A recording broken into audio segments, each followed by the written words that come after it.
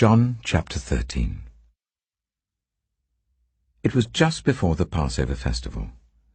Jesus knew that the hour had come for him to leave this world and go to the Father. Having loved his own who were in the world, he loved them to the end. The evening meal was in progress, and the devil had already prompted Judas, the son of Simon Iscariot, to betray Jesus. Jesus knew that the Father had put all things under his power, and that he had come from God and was returning to God. So he got up from the meal, took off his outer clothing, and wrapped a towel round his waist. After that he poured water into a basin and began to wash his disciples' feet, drying them with the towel that was wrapped around him. He came to Simon Peter, who said to him, "Lord, are you going to wash my feet?" Jesus replied, "You do not realize now what I am doing, but later you will understand."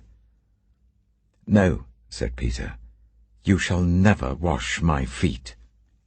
Jesus answered, "Unless I wash you, you have no part with me." "Then, Lord," Simon Peter replied, "not just my feet, but my hands and my head as well."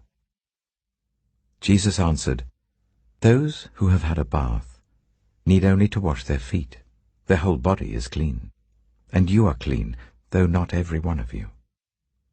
For he knew who was going to betray him, and that was why he said not everyone was clean. When he had finished washing their feet, he put on his clothes and returned to his place. "Do you understand what I've done for you?" he asked them. "You call me Teacher and Lord, and rightly so, for that is what I am. Now that I, your Lord and Teacher, have washed your feet, you also should wash one another's feet. I have set you an example, that you should do as I have done for you. Very truly I tell you, no servant is greater than his master, nor is a messenger greater than the one who sent him.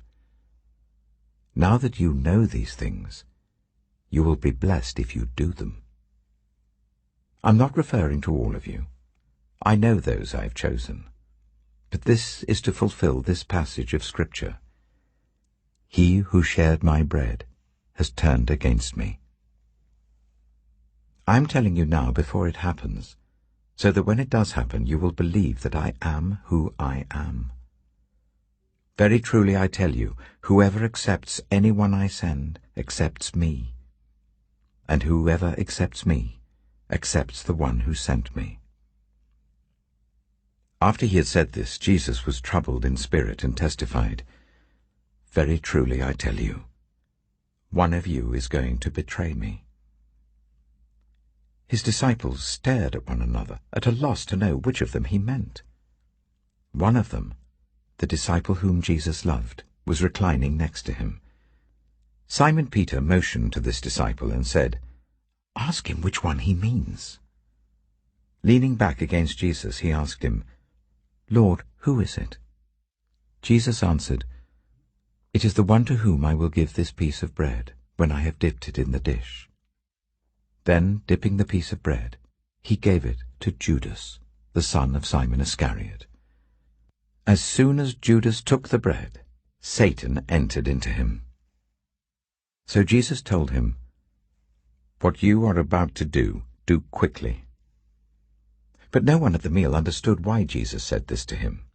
Since Judas had charge of the money, some thought Jesus was telling him to buy what was needed for the festival, or to give something to the poor.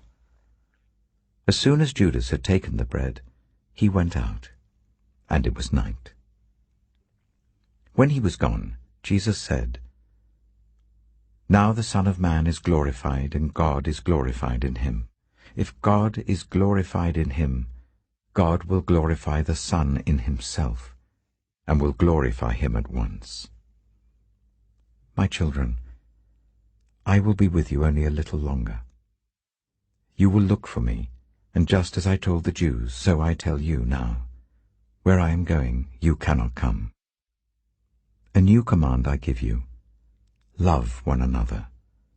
As I have loved you, so you must love one another. By this, everyone will know that you are my disciples, if you love one another."